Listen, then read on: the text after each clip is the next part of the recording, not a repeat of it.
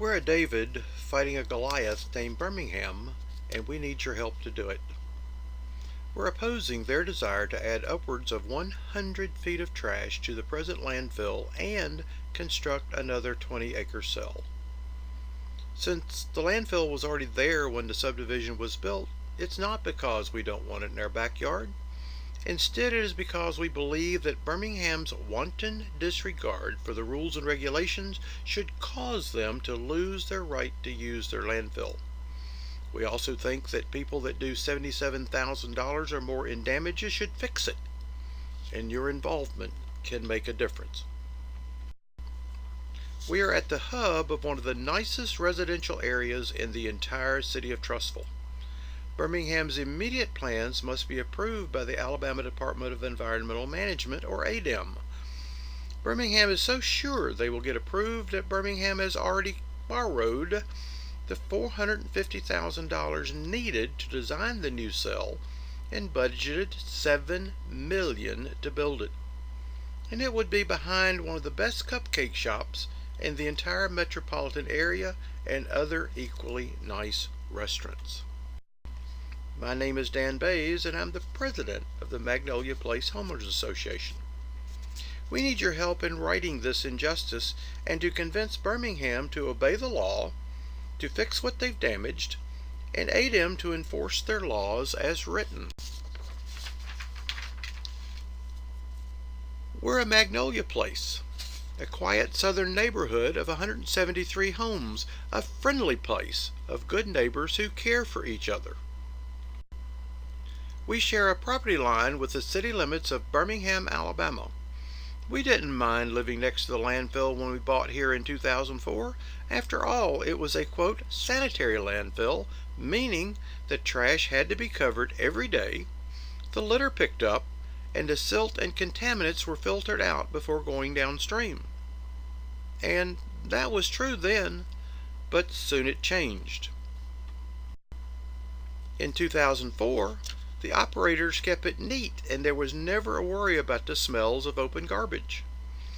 We discovered in 2007 and again in 2012 that ADEM routinely renews the permits without notifying us, except with an announcement in the classifieds of the local paper. Birmingham Councilor Kim Rafferty is reported as saying they don't even consider what's around the landfill. They were here first, and they plan on dumping garbage on their property for the next 20 plus years. We have everything from new families starting out to retirees in our well-designed neighborhood. Our sidewalks provide a safe place to walk, including by the 2-acre detention pond that keeps us safe during the deluges known for this area. As designed, it fills during the frequent heavy rains, then empties at a predetermined rate, protecting the neighborhoods that are downstream from the flooding. We have our own neighborhood Magnolia Elementary School, serving up to 500 children from ours and other surrounding neighborhoods. That is sitting in our own backyards, newly constructed. It has a built-in tornado shelter that is open to the public during times of threat. Unfortunately, our peaceful coexistence with the landfill came to a screeching halt right after their permit was renewed in 2012. Suddenly, they started leaving huge football field-sized areas of open garbage visible for seemingly days and weekends at a time, with the associated litter and smells. These are just a few of the hundreds of photographs we furnished ADEM proving that Birmingham failed to cover the trash and litter with 6 inches of dirt daily as the law requires. Budget cuts have cut inspections. Well, guess what? Just because ADEM's inspector did not see the violation does not mean that the violation did not happen. The landfill receives up to 1,200 tons of garbage per day that is either dumped over the side or on a mountain that has grown to about 4/10 of a mile long with an active face of at least 150 feet of open garbage and loose dirt on each side. Birmingham officials have hee-hawed pictures of the open trash, saying that they were moments in time recorded right after the trash was dumped and before it was covered that same day, even if it meant they had to work 7 days a week. That is simply not so. This is the same trash pile as in the previous photograph, but taken after all the workers had quit for the day, leaving us with the sights, smells, and litter until the next morning when work was resumed. This became the norm almost daily and even over weekends. So, who you going to believe? Birmingham with their hand caught in the cookie jar, or these photographs? In April 2013, we delivered a 10-page complaint to ADEM documenting months of Birmingham's failure to cover the trash. Their contracted engineer denied this, saying there was no indication of any garbage leaving the site. And we also walked the low-lying wooded area referenced and found no evidence of any garbage. If garbage was leaving the site, it would definitely get caught up in this area. I just happened to be taking photographs of the area 2 days after this letter was written. The litter, as usual, was not controlled as their permit required. And this is the low-lying area the letter describes. Again, which is telling the truth, these photographs or their letter? Incidentally, ADEM issued the landfill a consent decree that included a fine. Citizen participation does work. That's not all we caught them doing. The landfill maintains their own heavy equipment, and the crankcase of this bulldozer alone holds 10 gallons of oil. Just below it was a large stream of oil running downhill toward the Pinchgut Creek. An obvious violation? Well, what happened if you did this and were reported? Landfills are required to limit the total suspended solids in their stormwater. We found non-compliance forms for almost every quarter between 2007 and 2013 buried in ADEM's e-file system, each showing violations up to 30 times the amount allowed. The reason on the forms was identical, and a typically large amount of rain in a short period of time temporarily overpowered their system. How can there be that many typically large rainfall events on a routine basis for 5 years? We think they did exactly what almost all the forms promised, to work with an engineer to modify the locations in order to reduce the silt below the permit limits. Please remember that as you look at the rest of these slides. Normally empty, in April 2013, our pond suddenly filled to overflowing. It was now 11 years old, and it was the first time we had ever seen stagnant water completely filling the pond. We discovered that our 4-foot drain pipe had become completely plugged, so the only way water could escape was through the emergency overflow that took water off the top. We could see that the water following a heavy rain was extremely muddy, something we had never seen before. It took us 9 days to get the drain open, and there was no new rain during that time. During those 9 days, the silt had settled to the bottom and the water was nearly crystal clear, a pattern that would have been repeated with each recurring heavy rain. When flooded, the water was at least 1 foot above the top of the emergency overflow, making the pond over 6 feet deep. We discovered that the drain contained silt halfway up the 4-foot pipe. As shown, Birmingham's contracted engineering firm told ADEM that they could not have done it because, in addition, water from the residential downspouts and several yards flows directly into the pumping station pad where gravel and sediment was observed. Because the gravel and sediment was also similar to the gravel found in yards throughout the Magnolia place, as well as the school construction site, and because there are numerous possible sources of water in the area, it is impossible to determine the source of the sediment, if any, that has flowed into the subdivision pond. Again, who will you believe, their statement or our photographs? Now, we knew their statement was wrong. The damage had already been done. Our last construction was in 2004, 8 years before. The water coming from our streets, as you saw, was clear, and our area had not even been considered for the new school. We turned our attention to the only thing that had changed, the landfill's sudden expansion with its huge mountain of loose dirt and garbage. We noticed that the walls of this mountain of loose dirt had deep vertical tractor marks, deep gullies, and many deep rills leading from the bottom to the top of the active face, and appeared to be much steeper than the 4:1 grade that their permit allowed. We had already noticed the appearance of trenches that were cut from the active face through the grass to the bottom.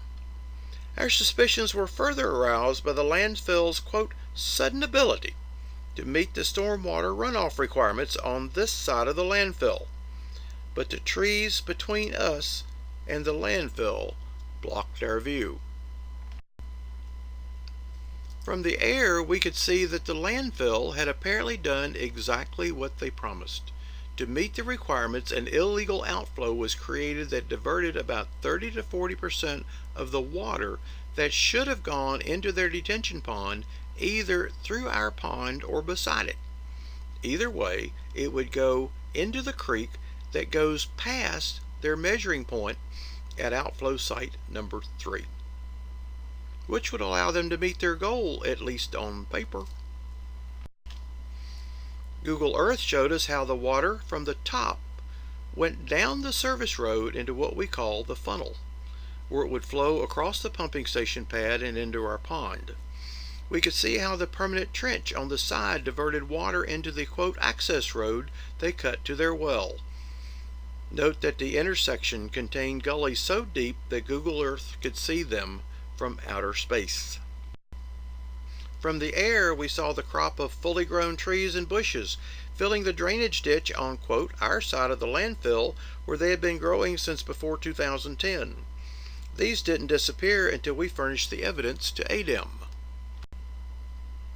Interestingly enough, our pond's legal address is 3319 Mary Taylor Road.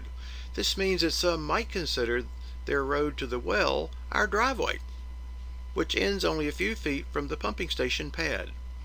Its size and multiple deep gullies could handle huge amounts of water, and the road was filled with rocks and loose dirt waiting for delivery either into our pond and or directly downstream.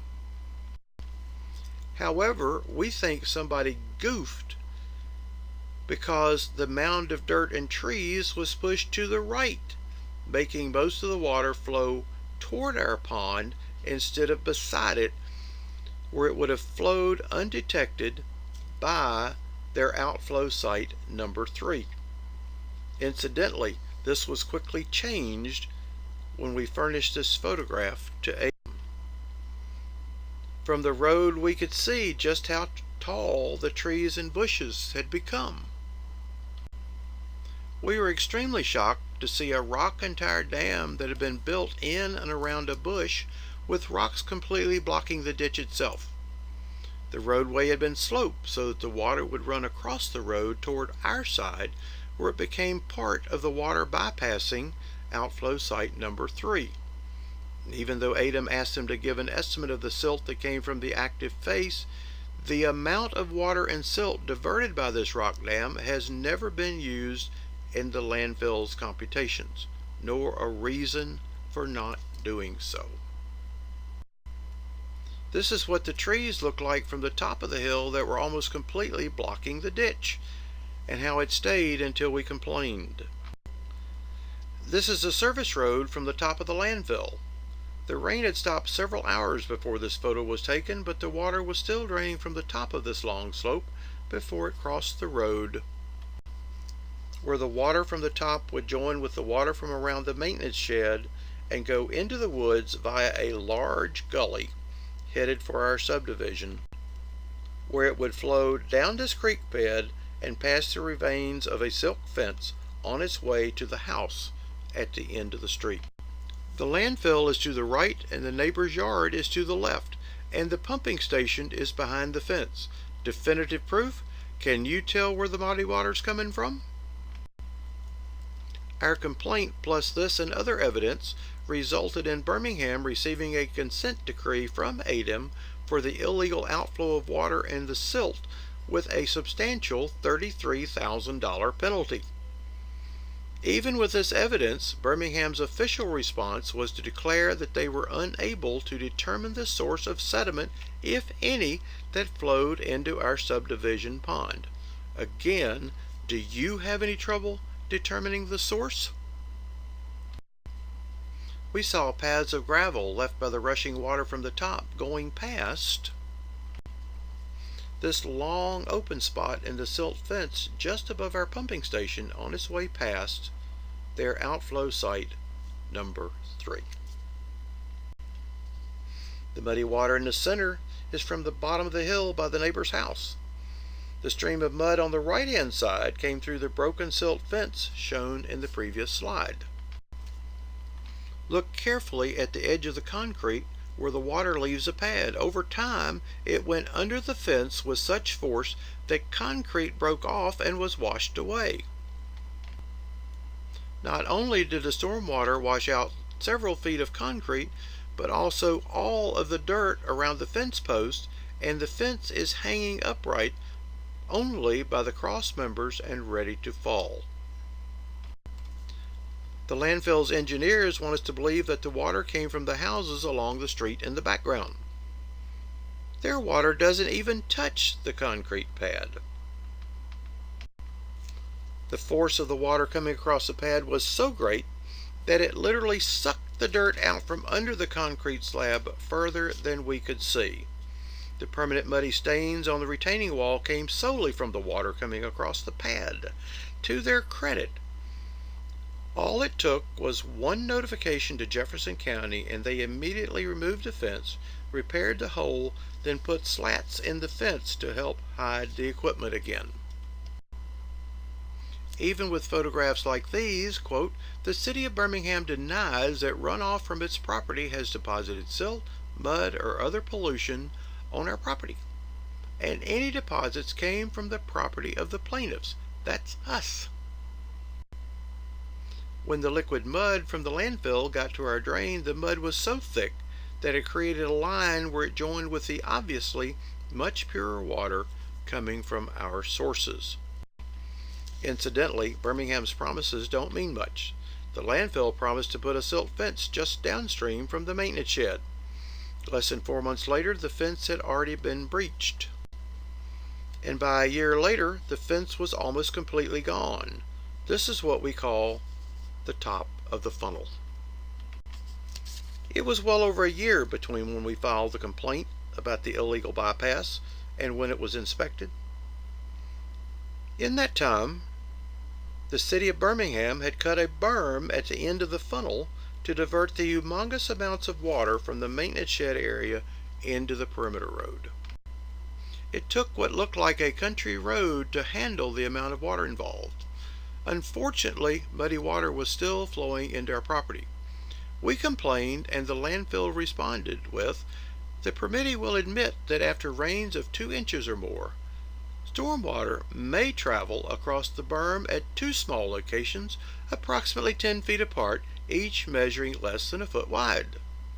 Now, I don't know what tape measure they used, but ours said over 4 feet.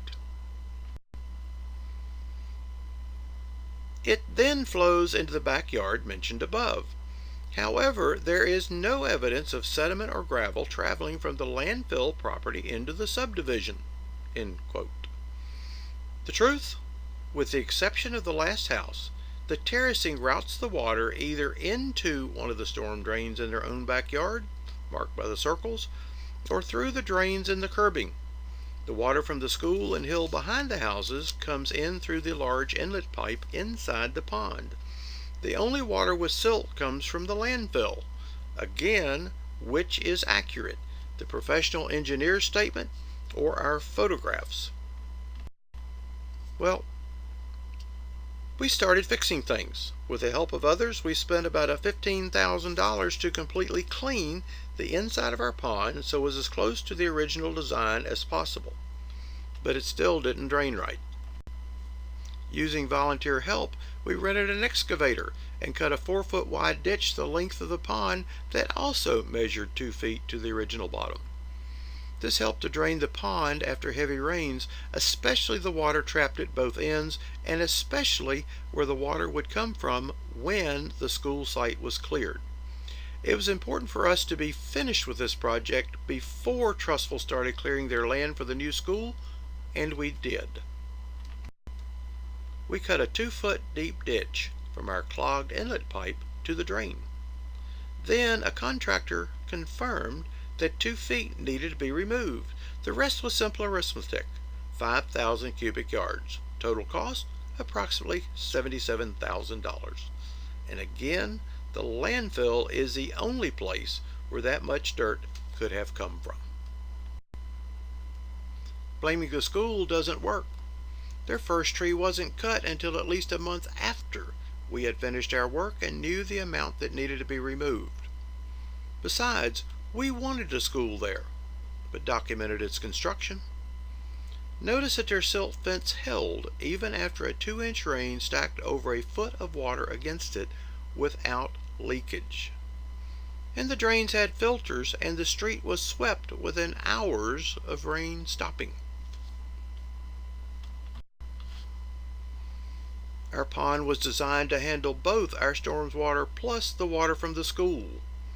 The school's efforts obviously worked. This is what their water looked like following an extremely heavy storm. When the school's water is mixed with ours, it is crystal clear. However, the drainage problem caused by the extra silt keeps our pond too wet to be cut by hand or machine. Our many attempts to contact Birmingham fell on deaf ears. They know that under Alabama law, people who sue can only receive compensation for actual damages. Without us having the ability to recover legal fees and experts, all they have to do is use their team of salaried attorneys to make it so expensive that we have to quit, which appears to be their policy, like making an appointment and not showing up for it, or even notifying us in advance. A debacle that cost us about $1,000 in legal fees that we can't recover. We filed scores of complaints with ADEM, complaints that culminated with the landfill receiving warnings, notices of violation, and 2 consent decrees with considerable monetary damages assessed. ADEM even tried to get Birmingham to repair the damage they've done, but so far it hasn't happened. Even with this evidence and the fact that theirs is the only place that 5,000 cubic yards of silt could have come from, continues to deny causing any damage to our pond and refuses to communicate with us. Their published attitude seems to be, we were here first, we don't need to consider who is around us, we've never admitted disobeying any regulations, we're expanding and you can't stop us. But the law can. Under the terms of their permit and under state and federal law, we feel that their actions over the past 10 years should cause them to forfeit their ability to continue operating here. Their permit requires them to build a runoff control system to collect and control at least the water volume resulting from a 24-hour, 25-year storm. NOAA's Atlas defines this at 7.13 inches for this area.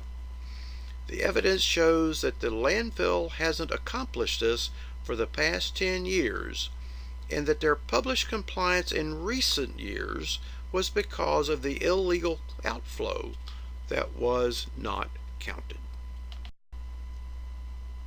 Now that the repairs have been done and water has been rerouted into their obviously inadequate pond, in May they had to again report non-compliance at outflow site number 3. Why? Because approximately 2.5 inches of rain overpowered the system. Well, if they can't meet the overflow requirements now, how are they going to obtain it for the next 2 years with another 100 feet of garbage and dirt piled on top of what is already there? Even though the system was obviously overpowered when this photograph was taken in February 2016, we could find no non-compliant forms in ADEM's e-file system for that date. Outflow site number 4, Roebuck Plaza Lake, is at the top, and it's full of muddy water ready to be pushed behind downtown Trussville and into the Cahaba River. The muddy water from outflow site number 3 is being pushed downstream to Mountain Lake, which is just a short distance from the landfill where dozens of residents have complained to ADEM about the silt. The owners of this house said they used to swim off their dock. This permit does not convey any property rights in either real or personal property, or any exclusive privileges, nor does it authorize any injury to persons or property or invasion of other property rights, trespass, etc. No, we don't want the landfill to be able to expand, nor build a new cell, because history shows that they will do more of the same and cause even more damage than they already have. Maybe if enough people contact them and ADEM, Birmingham might find that they're not invincible. Wouldn't it be nice if they voluntarily obeyed the rules for a sanitary landfill so people like us wouldn't oppose them? It's worth a try. Incidentally, they've probably spent more money trying to prove that they're not guilty of dumping dirt on us than it would have cost them to take it back. That, and them obeying the rules of a sanitary landfill, are all we ever wanted, and still do. The more things change, the more they stay the same. These two photographs show the same creek going through the woods where it'll bypass outflow site number 3. The only difference we see is that the water in the one taken a month ago is dirtier than the one taken 2 years ago. Here's what you can do to help. First, please email Birmingham's Mayor William Bell at william.bell@birminghamal.gov. Ask him to take their dirt back from the Magnolia Place pond. Also encourage him to put people in charge of the landfill who will obey the law rather than seeing what they can get away with. They've cost the city 2 consent decrees and thousands in fines over the last 5 years. And please send us a copy at MPHOATrussville@gmail.com. That's MPHOATrussville@gmail.com. We do not open anonymous emails. Then, please email the Alabama Environmental Management Commission at aemc@adem.alabama.gov. That's aemc@adem.alabama.gov, telling about your thoughts about Birmingham's fitness to run a landfill in close proximity to others, and ask them to enforce the rules on Birmingham the same as they do with others. Again, send us a copy at MPHOATrussville@gmail.com. If you include your address, we'll be sure they're added to the public comments at the appropriate time. We have limited funds. Do you have professional skills and are willing to volunteer those skills like civil engineering and surveying? and others. Or if you want to just leave us a comment, please contact us at mphoatrustville@gmail.com. And thank you for watching this presentation and for your willingness to help. We are the Magnolia Place Homeowners Association at mphoatrustville@gmail.com.